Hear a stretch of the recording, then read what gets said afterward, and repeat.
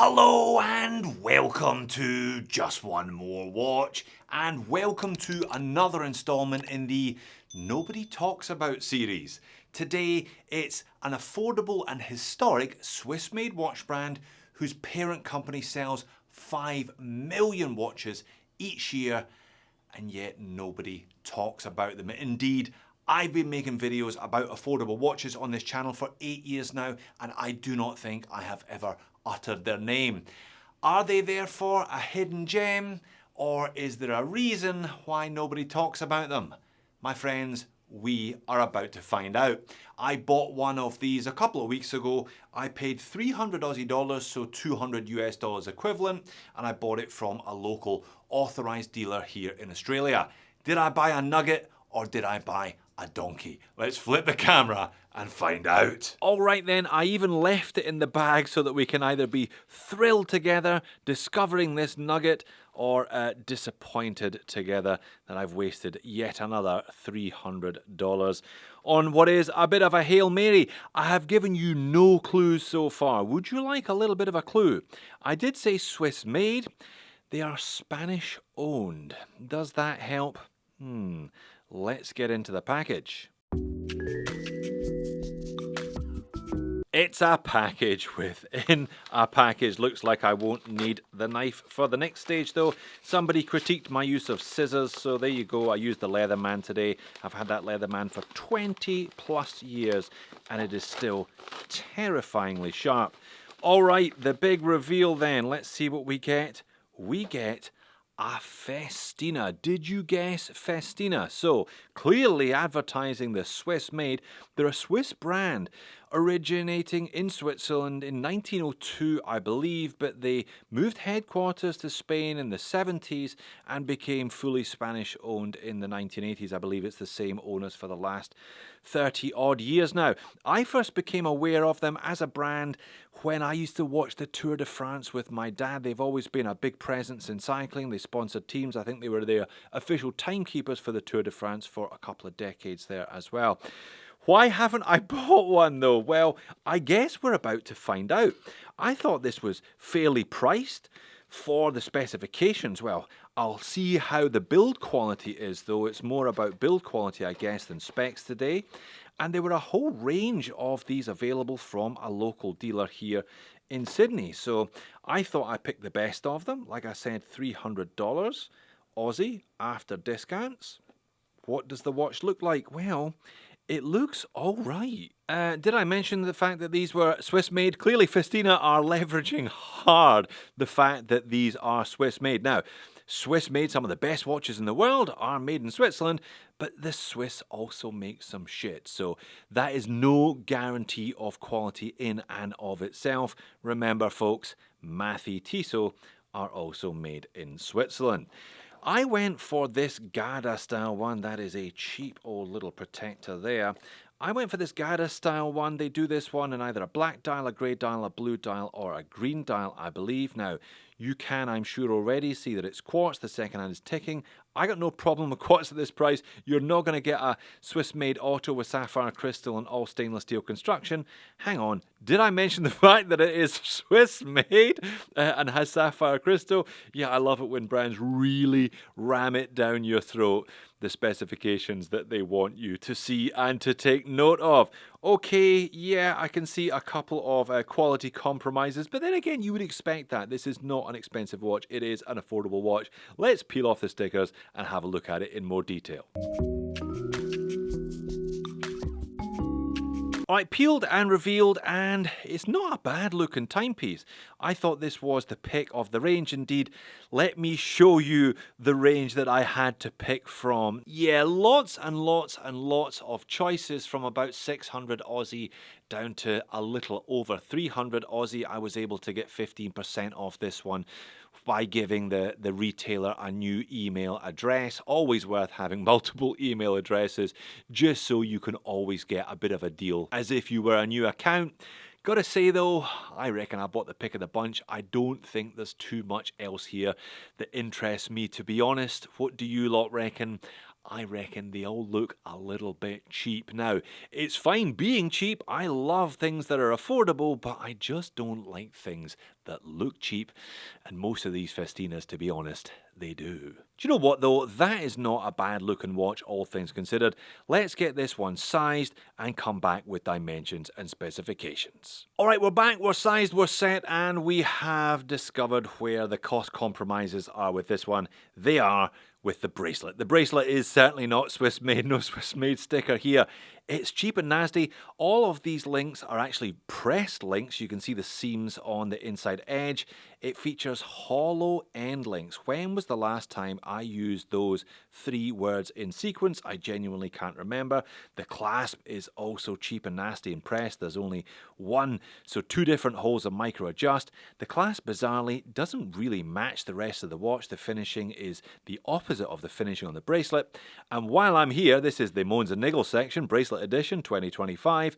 Look at the bracelet. Now they're H-links. They do provide you with half links. However, the half links are not H-links. So if you utilize the half links, you end up with this kind of continuous seam of high polish center section, which is at odds with the rest of it. So do you know what though? The head of the watch is actually alright. It feels quite well made. It is fairly well finished. It's solid enough.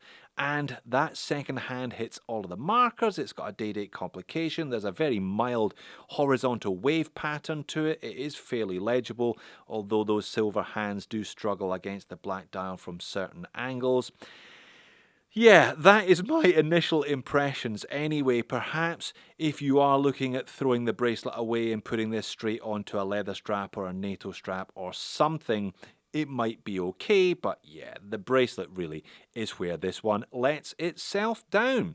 Let's do dimensions then. I measure it at 39.6mm in diameter, 11.4mm thick, with a 46.7mm lug tip to lug tip, 20mm between the lugs.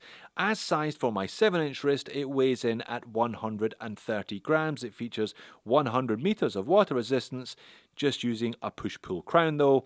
That is flat sapphire crystal with no anti-reflective undercoating whatsoever. Again, a cost-cutting exercise there. The movement is a Swiss-made Ronda 517-3H2. That is a fairly basic Swiss-made 3-hand plus day-date complication quartz, -10 to +20 seconds per month variance, and a battery that will last you somewhere between 4 and 5 years. By the way, this is a model F20073, in case you were wondering. This watch is part of a series of watches they refer to as their Dune series. I'm guessing they're claiming that those waves, the horizontal waves on the dial, are in fact sand dunes.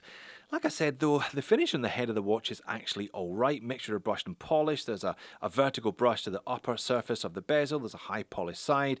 Vertical brush again to the side of the case, brush to the upper lug surfaces with a bit of a high polish chamfer, and the crown may be push-pull, but at least it is guarded and signed. It is a fairly subtle effect, those sand dunes. Certainly I've seen a far more pronounced effort from Omega, for example, but at a much higher price point with a much more expensive ceramic dial, but also the AliExpress brands, Addy's Dive, etc. do these kind of dune dives with a bit more conviction and a bit more gusto than Festina do.